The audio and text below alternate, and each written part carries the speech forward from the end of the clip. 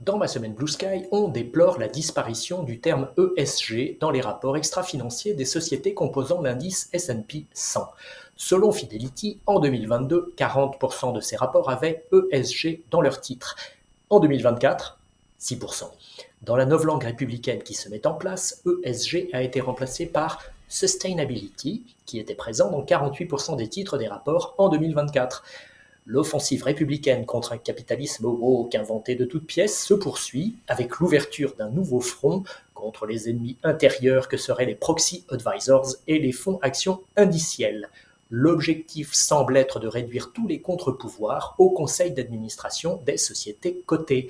Parmi les pistes envisagées, la plus loufoque serait d'imposer aux fonds actions indiciels de voter comme la majorité des investisseurs votant directement.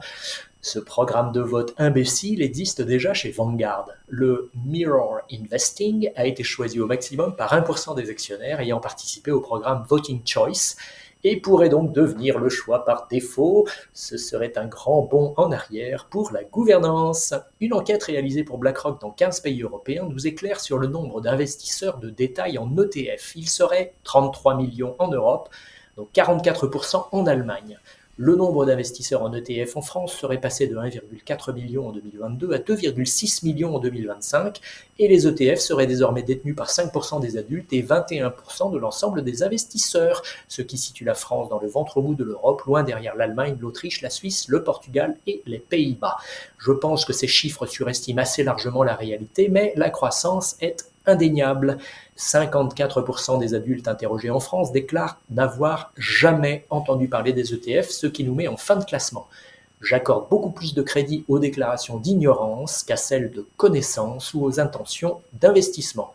Source d'information numéro 1 des investisseurs en ETF en France, les plateformes spécialisées, utilisées par 38% d'entre eux, suivent les médias financiers traditionnels, 35%, et les sites des fournisseurs d'ETF, 31%.